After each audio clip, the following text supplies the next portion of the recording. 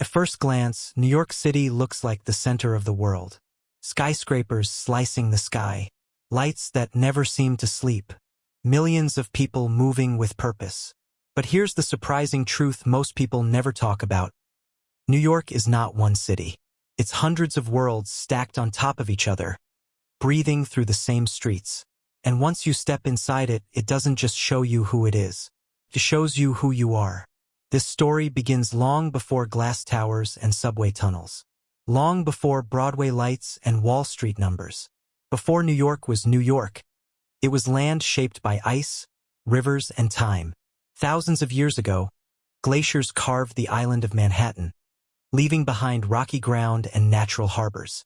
Native Lenape people lived here first, fishing the rivers, trading along the coastline, walking paths that would later become streets. When Dutch settlers arrived in the 1600s, they called it New Amsterdam, seeing not a dream city, but a strategic port. Control the water, control the future. The British took over. The name changed to New York, and slowly, the city began to do what it still does today. Absorb people, cultures, languages, and ambition. Immigrants arrived with nothing but hope, stepping off ships at Ellis Island, staring at the Statue of Liberty with fear and belief mixed together. Italians, Irish, Jews, Germans, Chinese, Africans, Latinos. Millions came not because New York was easy, but because it promised something rare, a chance. Walk through the city today, and you feel that history under your feet. Every neighborhood carries memory. Harlem still echoes with jazz, poetry, and the voices of the Harlem Renaissance. Lower Manhattan still smells faintly of salt and finance. Chinatown hums with languages older than the city itself.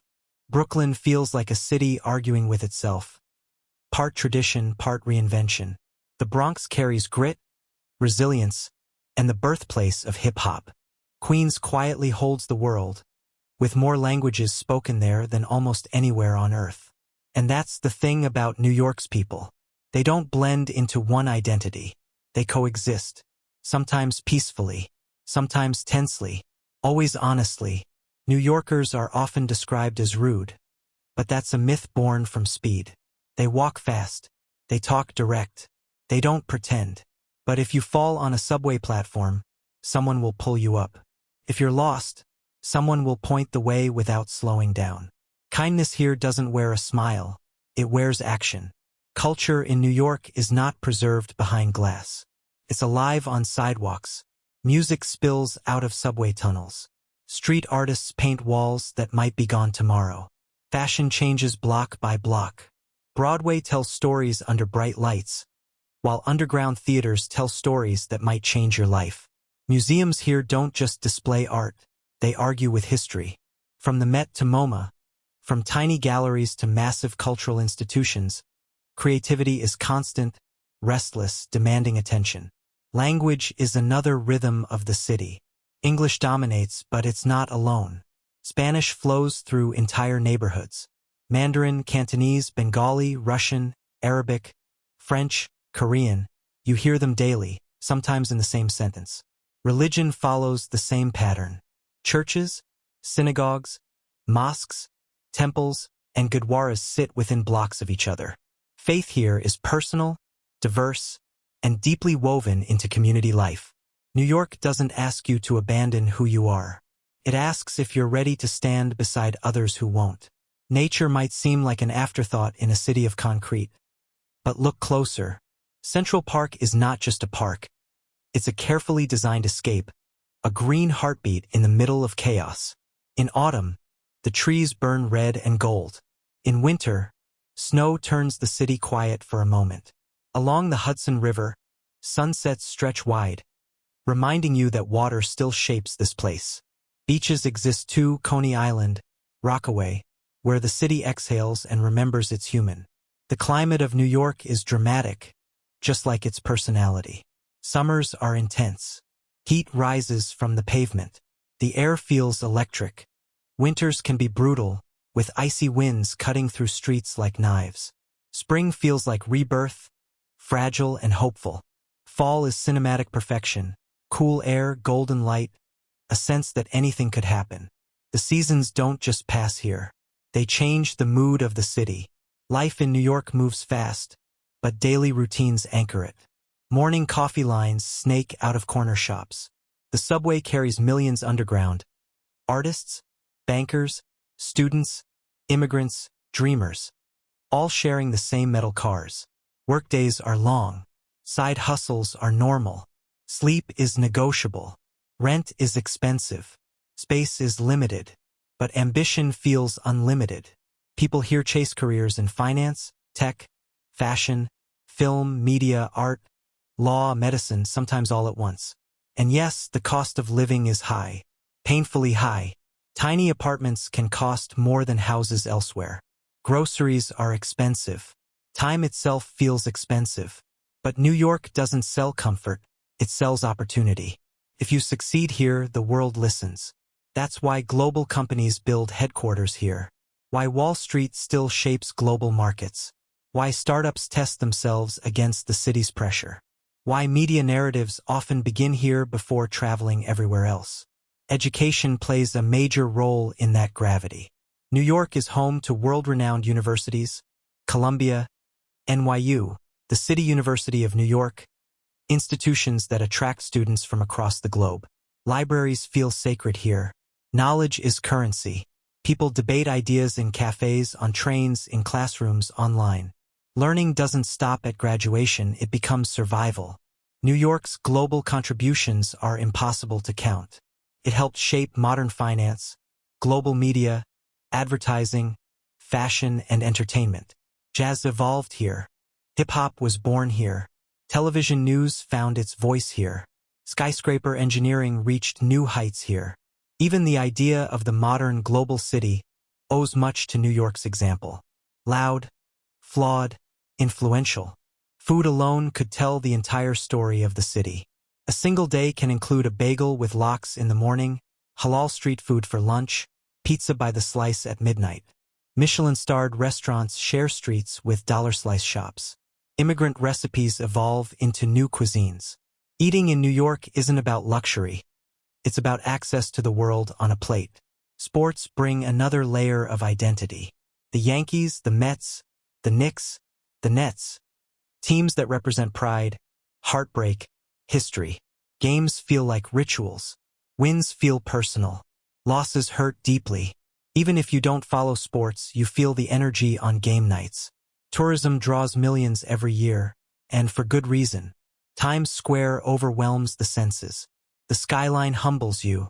The Statue of Liberty still stands as a promise, even if reality is more complicated.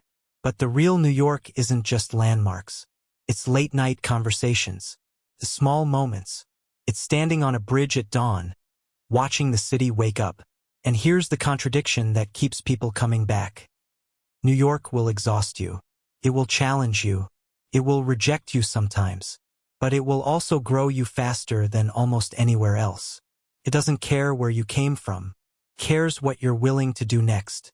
By the time you realize New York has changed you, you're already part of it. And this is only half the story. Because New York never finishes telling its story. Keeps rewriting it. Every generation, every newcomer, every dreamer who arrives with a suitcase and a plan that might fail. And maybe that's why this city stays so powerful. It's not frozen in its past. It's always becoming something else. Step deeper into daily life, and you notice how survival itself becomes a kind of art. Apartments are small, but conversations are big. People learn how to share space, time, and ambition. Roommates become family. Cafes become offices. Parks become therapy. Every inch of the city is used with intention. Nothing is wasted, not even failure. In New York, failure is often just a rehearsal. The city's economy hums relentlessly. Finance still dominates, with Wall Street acting as a nerve center for global markets. But New York is no longer defined by a single industry. Technology firms grow quietly alongside banks. Fashion houses sketch next season's identity. Film and television productions turn ordinary streets into sets overnight. Media companies shape global narratives from glass offices. Healthcare, law, education, real estate, all move in parallel, competing and cooperating in the same limited space. This density creates pressure, but it also creates innovation. Yet for all its power, New York carries real challenges. Inequality is visible. Luxury towers cast shadows over struggling neighborhoods. Gentrification brings opportunity and displacement at the same time. Mental health is tested by speed, noise, and constant comparison. Not everyone makes it, and the city doesn't hide that truth. It simply keeps moving. That honesty, harsh but real, is part of its character. Still, people stay, or they leave, and spend the rest of their lives comparing every other place to this one. Because once you've lived in New York, the world feels quieter, slower, sometimes too slow. The city's relationship with nature becomes more meaningful the longer you stay. A patch of sunlight on a sidewalk can feel like a gift. Snowfall transforms familiar streets into something sacred. Spring arrives like forgiveness. Summer nights stretch endlessly, humid and alive, filled with laughter, music, sirens, and possibility. Fall feels like the city's love letter. Cool air, crisp light, and a sense that the chaos somehow makes sense. New York's geography plays a hidden role in its psychology. Surrounded by water, built on islands, it creates both connection and isolation. Bridges don't just connect boroughs, they connect identities. Cross one bridge and the city changes accent, rhythm, attitude. Manhattan moves fast and loud. Brooklyn experiments and reflects. Queens observes and adapts. The Bronx remembers and innovates. Staten Island watches from a distance, often misunderstood, always part of the whole. Religion and belief quietly shape these spaces. Early morning prayers echo in mosques. Sabbath lights glow in apartment windows. Church bells ring beside street vendors. Faith here doesn't dominate the skyline, but it sustains communities. It offers stillness in a city that rarely stops. And then there's ambition. In New York, ambition isn't celebrated quietly. It's visible. You see it in late-night lights in office buildings, in actors rehearsing lines on park benches, in students reading on packed trains, in immigrants working 2 jobs to fund a future they can't yet see. The city doesn't promise success, promises a chance to try. That promise is enough. Education becomes a gateway rather than a guarantee. International students arrive chasing degrees that carry global weight. Libraries stay open late. Campuses blend into neighborhoods. Learning happens everywhere, on the streets, in conversations, through exposure. New York teaches you things no classroom can. How to negotiate, how to adapt, how to speak up, how to listen. Food continues to act as the city's shared language. Recipes travel across oceans and evolve on hot grills and in cramped kitchens. A single block can offer 5 countries' worth of flavor. Eating becomes exploration, comfort, memory, identity. You don't just taste food here, you taste migration, struggle, success. Sports and entertainment give the city moments to breathe together. When a team wins, strangers high-five on subways. When a show premieres, lines wrap around blocks. Applause echoes through theaters like collective relief. These moments remind people that despite differences, the city still knows how to feel together. Tourism fuels the city's image, but the deeper respect New York commands comes from its influence. The passport power isn't about borders, it's about recognition. A New York address carries weight. A New York story travels far. The city's ideas spread through movies, music, finance, fashion, and culture, shaping how the world imagines modern life. New York doesn't just participate in globalization, it defines parts of it. What makes New York truly unique isn't size, wealth, or fame. Other cities have those. It's intensity, density, diversity without dilution. Nowhere else forces so many differences to coexist so closely. Nowhere else demands so much while offering so much in return. The city doesn't soften itself for anyone. It asks you to rise or step aside. And yet, beneath the steel and noise, there's something deeply human here. People fall in love on subway platforms. Friendships form in line at coffee shops. Dreams change shape but rarely disappear. The city teaches resilience not through comfort, but through contrast. By the time you leave, if you ever leave, you realize New York was never just a place you lived. It was a mirror. It showed you your limits, then dared you to push past them. So should you visit New York City? Yes.